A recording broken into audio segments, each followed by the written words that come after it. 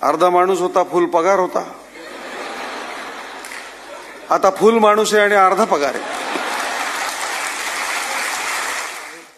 आरोग्य उत्तम ठेवा. आरोग्याचे 3 घटक आहेत. पहिला घटक म्हणजे आहार, दुसरा मी सांगितला विहार, आणि तिसरा म्हणजे निद्रा.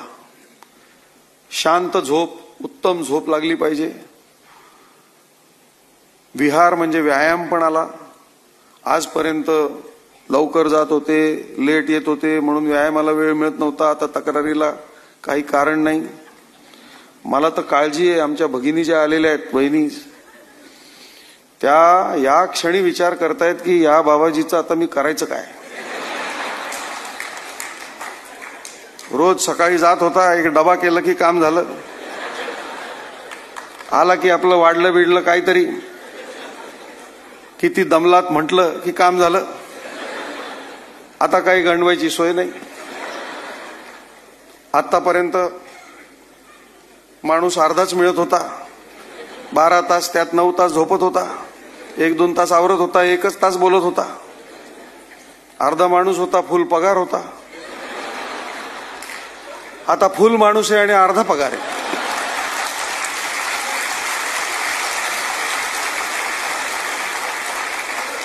तर ताई, तुमची विवंचना मी समजतो आणि म्हणून तुमच्या सगळ्यांच्या साक्षीनं रिटायर होणाऱ्या सर्वांना सांगतो की आतापर्यंत त्या जसं काही सर्व चालवत होत्या तसं त्यांना चालवू द्या.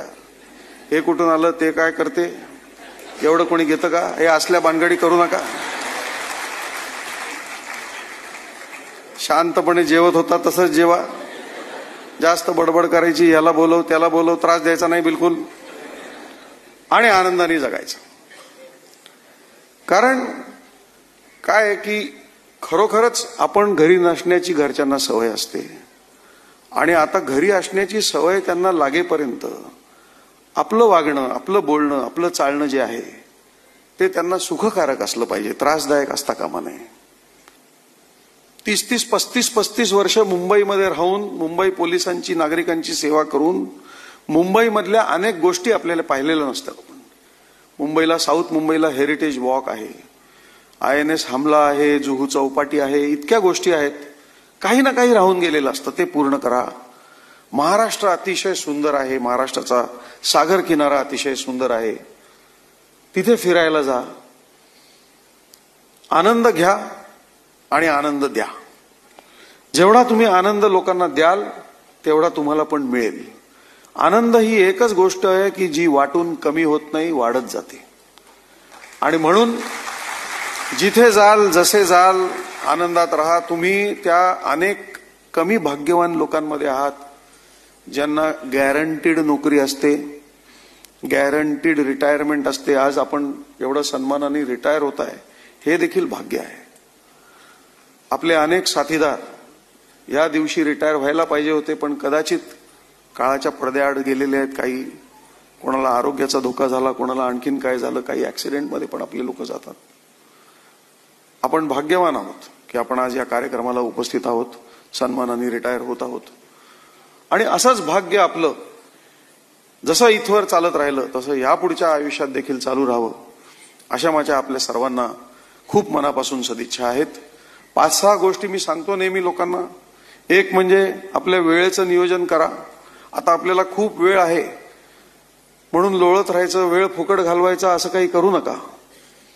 कारण वेळ ही अतिशय मौल्यवान बाब आहे. वेळ ही एकमेव बाब आहे की जगाच्या कुठल्याही मार्केटमध्ये आजपर्यंत कोणीही विकत घेऊ शकला नाही, कितीही श्रीमंत असेल तरी.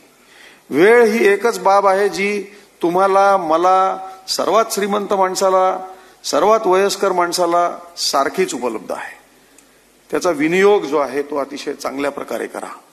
कोणाचे छंद काही असतील ते जोपासा, कोणाचे राहिले असतील आज सुरू करायला हरकत नाही. It is never too late. फक्त ते छंद जोपासायला सुरुवात करताना जी काही घरात काळजी घ्यायला पाहिजे, नाहीतर साहेबांनी सांगितलं आणि यांनी नवीनच